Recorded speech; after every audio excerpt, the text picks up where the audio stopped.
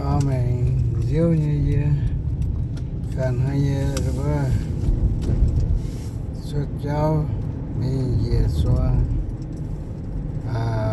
vừa lại nhiều thì đó này mình chiếm nhẹ tha như chiếm lúa thế này hà ship bia nom chia hồ chiếc bếp buồn về xuất cho tại Lào Tàng á xuất ra làm chỗ mua thì vừa lại nhiều gì cần ha thì cần trên mình mà today is December 26, 5:58. I already get out to go fishing, striper. Come join me. Okay, thank you so much, Sam Phong. Thank you.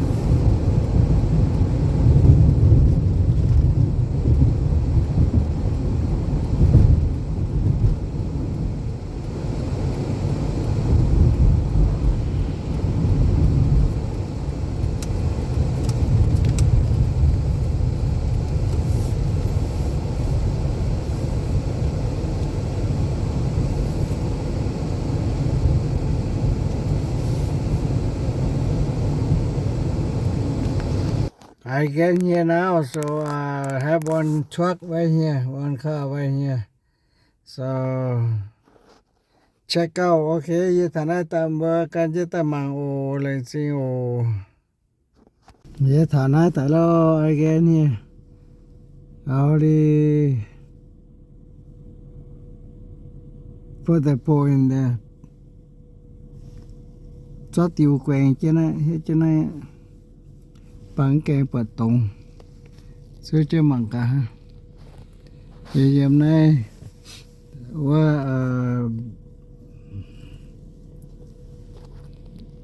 hôm nay bên ly chiều này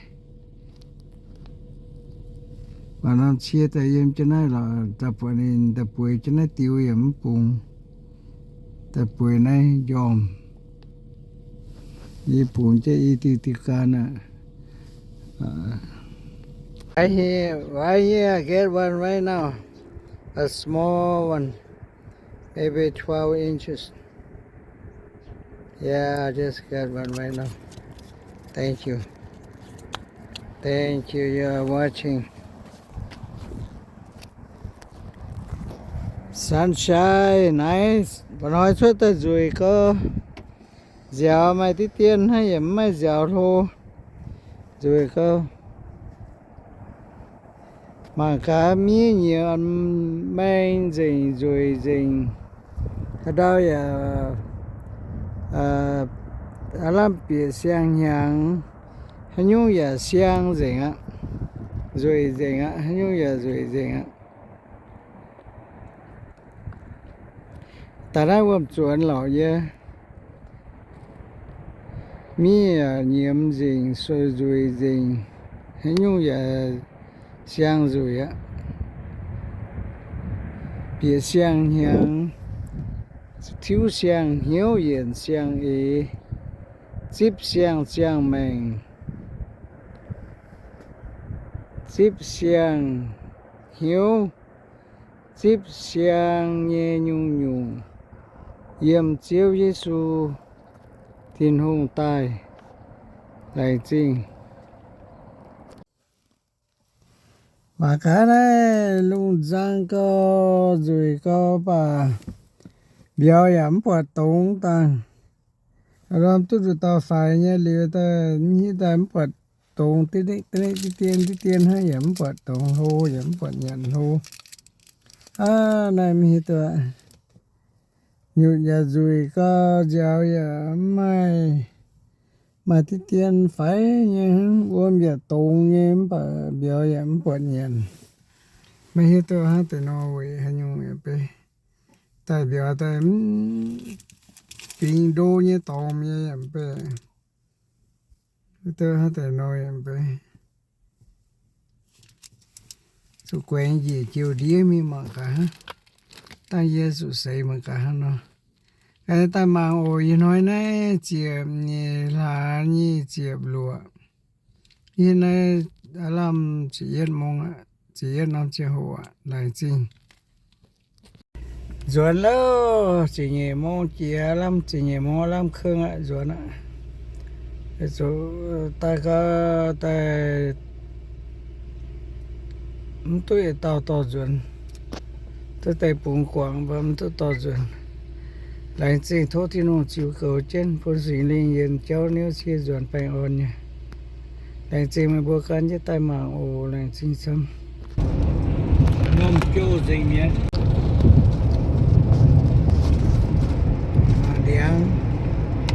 đang nằm phiêu dậy nhẹ hết giang nghe mấy đang nằm mà điều lắm thảo suốt chỉ ngoài suốt lột ra tại chỉ con này mà biểu lo hại rồi suốt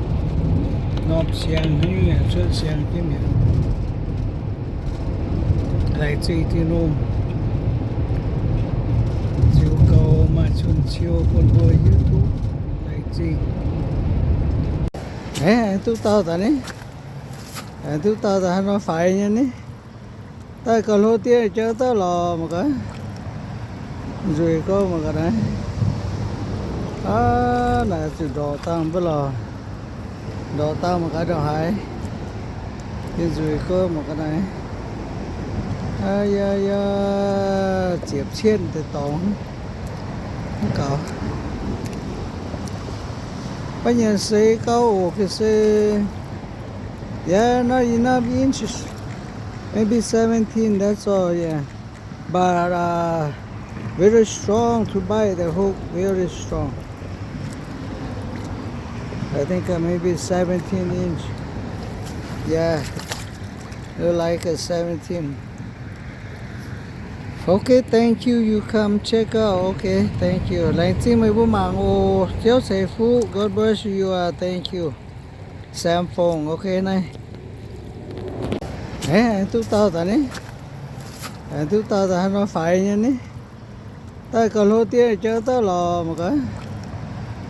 rồi có mà cái này là từ đồ tao với lò đồ tao mà cái đồ hay cái rồi có mà cái này ai ya ya接钱的懂搞bây giờ sẽ có cái sẽ yeah not enough inches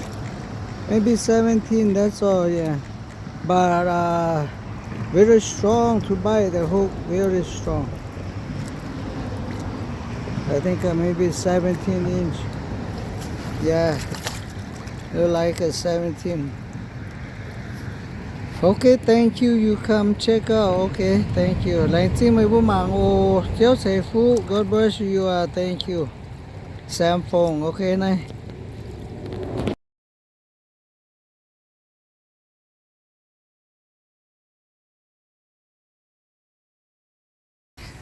mà cái được biểu chỉ có cái gì được có chơi như nào mà xong có nãy cầm sai biểu là chùa lô tại cái nhà tôi lô mua tao đúng chiếm chủ nó tại lò tại cái ổ này như nào yun 향 quá chọn cho nó rủi không một cái cuốn tại cái nhà ổ lại chính ổ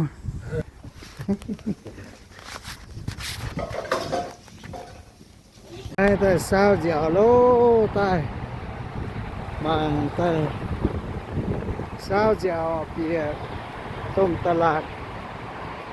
cái can tôm hê nè cái mà ta một cái chính ổ cái nhất là dẻo cái nhất là mang ổ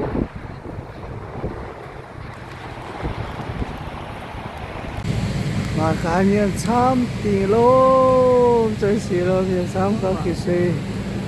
xăm tiền anh nhỉ